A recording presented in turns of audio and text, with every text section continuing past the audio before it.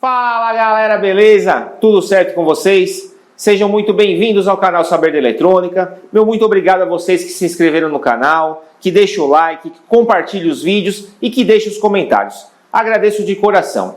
Hoje, uma videoaula um pouco diferente. Nós vamos dar alguns passos básicos para quem trabalha com assistência técnica reparando notebook, mais na parte voltada para a troca de peças. Porém, são passos fundamentais para que você tenha sucesso e que atenda seu cliente da melhor maneira possível.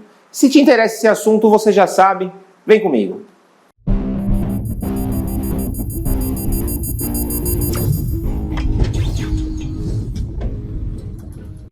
Pessoal, o que motivou a gente a fazer esse vídeo foram as vendas que a gente fez através do Mercado Livre de placas de notebooks. Então a gente testa as placas aqui, faz um checklist de todos os itens. E quando chegava no cliente, o cliente falava que a placa não estava ligando, não estava funcionando corretamente. O cliente devolvia a placa, chegava aqui e a placa estava funcionando perfeitamente.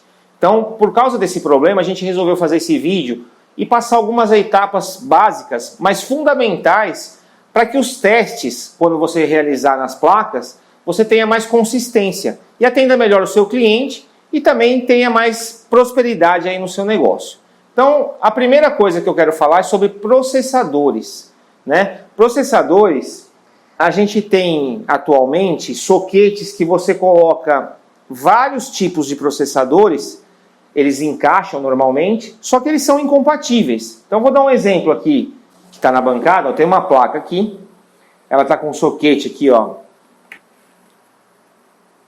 PGA 989. Então esse soquete é de um soquete de processador Intel. E aí eu tenho dois processadores aqui, ó. Um tem dois núcleos, apenas um núcleo. E ele tem as características deles estão descritas aqui no corpo dele. Se eu pegar esse processador e colocar aqui na placa, ele encaixa normalmente, né? Não que ele funcione. Se eu colocar o outro processador, ele também encaixa perfeitamente. Só que essa placa só funciona com esse processador. Com esse processador ela não funciona. Então, apesar dos processadores encaixarem no soquete, a compatibilidade dessa placa é com esse processador. Então, o problema já começa por aí, porque tem gente testando placa porque encaixa o processador, acha que é compatível e não é. Como é que a gente descobre a compatibilidade do processador com a placa? Não é uma tarefa tão simples, tá, gente? Por quê? Esses dois processadores, um é soquete 988A, o outro é soquete 988B. Essas informações você consegue através do site CPU World. Então, se você pegar aqui no processador, tem o código aqui, ó. Aqui a gente tem algumas informações, ó, aqui ele já me fala que é i3-380M, mas aqui embaixo, ó, eu tenho um código SLBZX. Nesse outro processador, ó, já perceba que ele não fala se é i3, se é i5, se é Celeron, mas tem aqui embaixo, ó, um código, na verdade aqui em cima mesmo, ó, SR0TC, ok?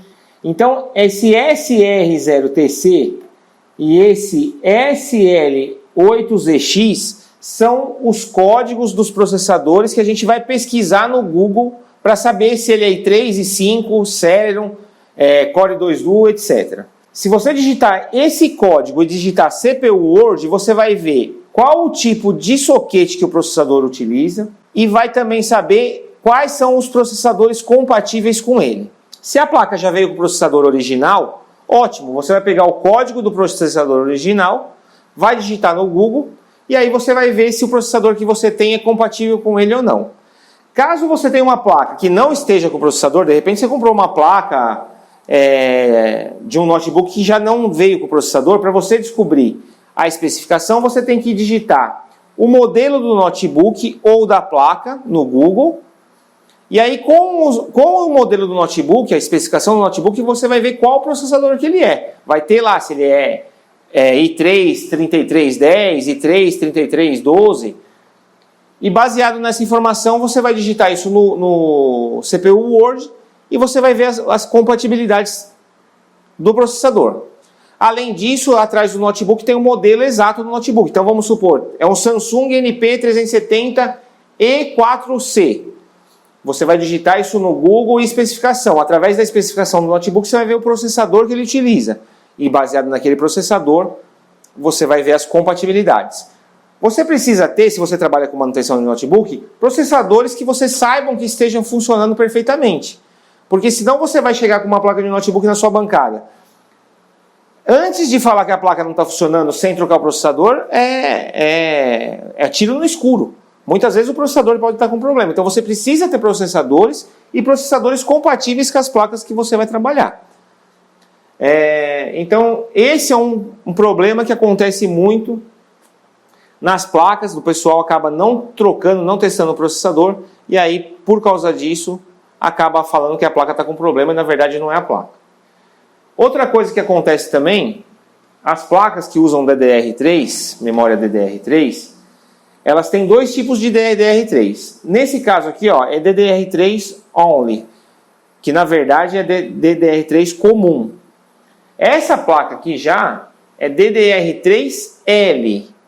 Esse DDR3L significa que é uma memória diferente. Essa memória L, esse L é de low. É uma tensão mais baixa do que a tensão convencional. Então a memória que trabalha aqui precisa ser PC3L também. Então eu vou mostrar para você aqui, ó, essa memória aqui é uma memória de 1 GB PC3. Se eu utilizar essa memória nessa placa que é DDR3L, ela não vai funcionar. Eu preciso de uma memória que seja PC3L. PC3L com PC3L funciona. Essa memória PC3L ela funciona também na placa que não é PC3L. Ela trabalha tanto com 1.5 como 1.35. Agora as placas que são DDR3L, ela só funciona com memória PC3L. Então essa é uma dica muito importante também, que às vezes a pessoa, né, tenta ligar a placa com uma memória errada e não funciona. Muitas vezes o que ocorre? O notebook, ele tem vários periféricos integrados a ele. Tela, teclado, touchpad, gravador de DVD. Tem várias coisas que estão ligados nele. Vamos supor, se uma tela está com defeito, ela pode influenciar no funcionamento da placa. Eu já peguei casos de telas com defeito que faz com que o teclado e mouse do notebook fique louco. Já peguei telas com problemas que não deixam nem o notebook ligar absolutamente nada. Teclado com defeito que não deixa o notebook ligar. Então, quando você vai testar uma placa de notebook, o correto é você tirar todos os periféricos da placa e apenas deixar processador, memória e a fonte. Tira LCD, tira tudo. E aí você liga a placa e aí você tendo uma fonte variável de bancada, vai te ajudar a saber se está tendo atividade, se tem algum curto, se não está acontecendo nada, se não está tendo processamento. Isso também é um diagnóstico muito importante. Eu vou fazer um vídeo nos próximos dias dando detalhes do funcionamento das fontes variáveis para quem trabalha com placa de notebook. Por quê? Porque essas fontes já te dão uma diretriz do problema da placa.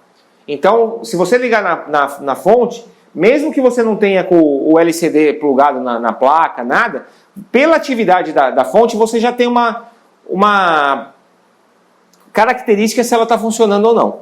Então, é muito importante você ter uma fonte de bancada. Mesmo que você não trabalhe na parte de reparo de placa, mas trabalha com reparo de notebooks. Outra dica bacana é o seguinte: se você abrir o notebook do seu cliente e vai fazer uma limpeza no sistema de arrefecimento, então aqui eu tenho o dissipador, o cooler e aqui a parte das alhetas aqui que é onde o ar sai para fora. Então você vai tirar o dissipador fora, né? Você vai trocar a pasta térmica. E aqui tem um detalhe muito interessante. Tem alguns modelos de notebooks que tem uma fita aqui entre o cooler e o dissipador. Tá vendo que aqui foi retirado? Só que é justamente nessa parte onde fica a sujeira. E muitas vezes você limpa aqui, limpa o cooler e acha que já fez a limpeza. E na verdade a sujeira ela fica aqui, ó, impregnada. Tá vendo que isso aqui tem até um pouquinho de sujeira aqui, ó? Só que em muitos casos, você desmontando o cooler, desmontando essa parte, você vai ver que está tudo entupido aqui. E mesmo se você limpar aqui as aletas na parte externa e o cooler, você não consegue chegar se você não desmontar toda essa parte aqui. Então é muito importante você desmontar essa parte para retirar essa sujeira, porque senão você vai montar a placa, pode começar a ter problemas na placa, ficar lento, o notebook esquentando demais, e o problema está na parte de arrefecimento. Outro detalhe bacana que eu gostaria de passar para vocês é em questão de estática, gente. Eletricidade estática pode danificar a placa, principalmente placas, quando você recebe, chega geralmente daquele plástico bolha, você mexeu naquilo, aquilo desprende cargas elétricas e aquilo fica parado no corpo da gente. Se você não descarrega aquilo com aquela pulseira antiestática ligada no aterramento, quando você for mexer na placa, ela vai tomar um choque da sua mão e danificar alguma coisa. Isso parece besteira, mas é muito importante também. Ok, pessoal? Eu vou deixar aqui os links do site CPU World para que vocês consultem. Pessoal, agradeço de coração por vocês terem assistido o vídeo até aqui. Quero deixar um comunicado. Se inscrevam no site sabereletronica.com.br, que em breve estaremos recebendo os novos produtos, equipamentos aí que vai ser inédito aí no mercado. E também sobre os cursos que a gente está desenvolvendo para vocês ficar sabendo em primeira mão. Se inscreva no site que em breve vocês vão estar recebendo e-mails aí com todas essas novidades. Estaremos em breve lançando o curso de análise de defeitos e projetos eletrônicos. Esse curso já está quase pronto, já foi 90% gravado, está sendo editado, para que seja disponibilizado de forma gratuita para vocês. Então, nós vamos divulgar isso, vocês vão fazer o cadastro de vocês quando for divulgado e vão ter acesso a esse curso gratuitamente. Ok? Isso daí é uma parceria da Saber da Eletrônica com a CTA Eletrônica. É isso que eu queria passar para vocês. Agradeço mais uma vez de coração por vocês terem assistido aí o vídeo. Compartilhe, deixe o like, a gente agradece. Um grande abraço, até a próxima videoaula, valeu!